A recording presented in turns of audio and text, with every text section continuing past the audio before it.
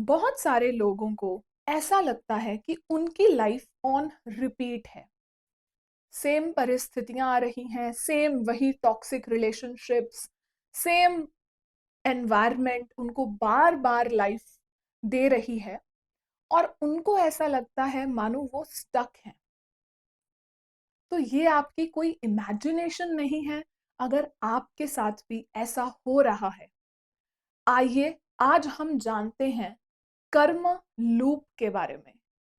ना सिर्फ हम इसकी गहराइयों में जाएंगे, पर यह भी पता लगाएंगे कि how to break free from this karmic loop.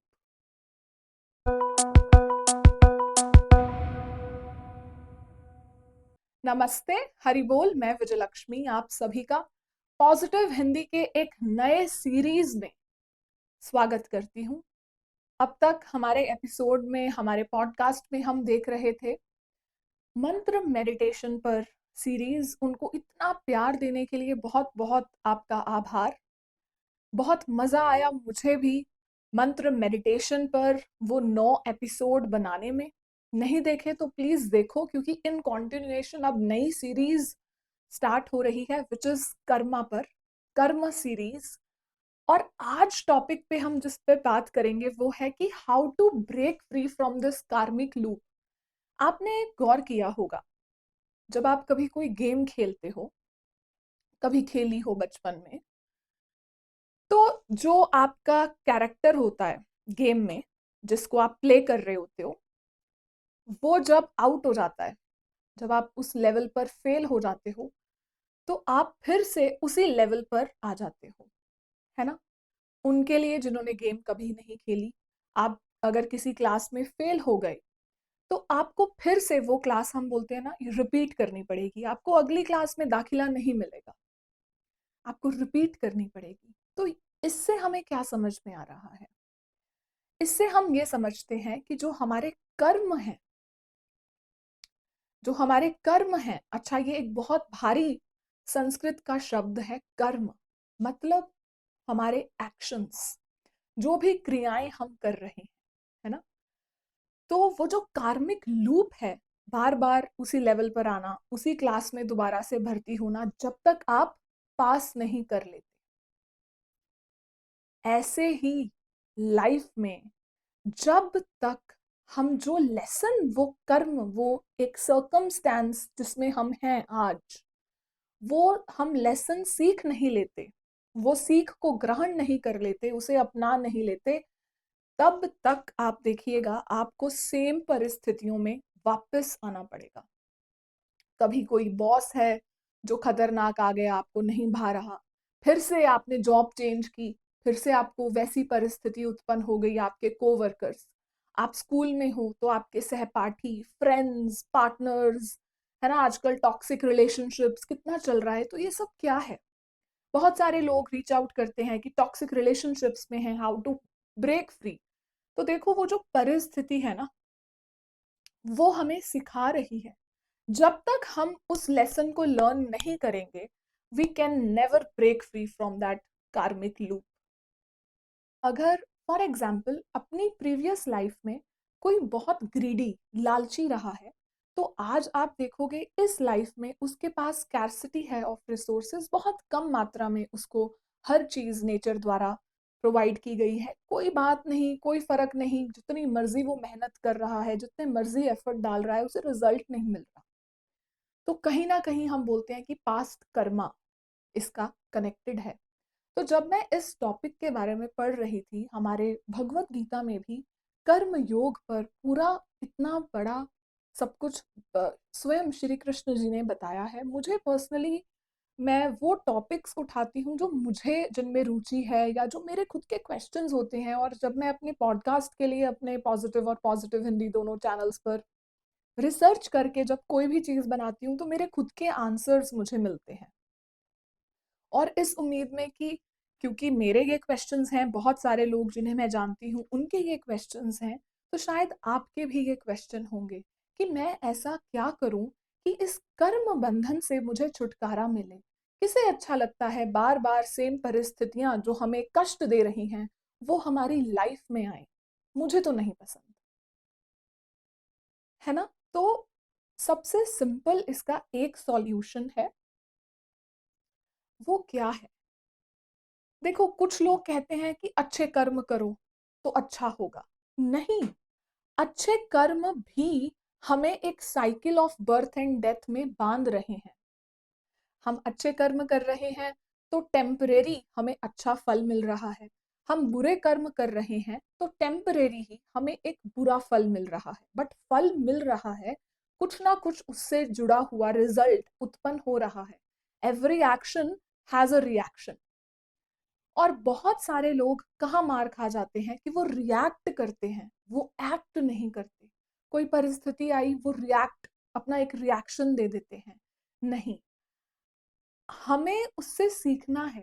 पहले मुझे ये बताइए कि क्या आपको भी ऐसा लगता है कि हर कर्म कोई पनिशमेंट है या it's a sentence in jail? No, ये कोई पनिशमेंट या रिवॉर्ड का सिस्टम नहीं है कर्म। वो एक क्रॉस, इसकी सिंप्लीफिकेशन है। असलियत में जो जानते हैं उन्हें पता है कि कर्म से कैसे बचा जाए। गुड और bad karma is there. Simple सा एक सॉल्यूशन श्रीमद् भगवत गीता में जो श्री कृष्ण जी ने स्वयं दिया है, तो मेरा बनाया हुआ नहीं है। वो क्या है कि हर कर्म को श्री कृष्ण जी को अर्पित कर दो, तो क्या होगा? There will be no bondage. कोई बंधन नहीं बचेगा। काम कर रहे हो, श्री कृष्णाय अर्पणम अस्तु। खाना खा रहे हो, भोग लगाया, श्री कृष्णाय अर्पणम अस्तु। वीडियो देख रहे हो, श्री कृष्णाय अर्पणम अस्तु। वीडियो बना रहे हो मेरी तरह, श्री कृष्ण जी को अर्पित।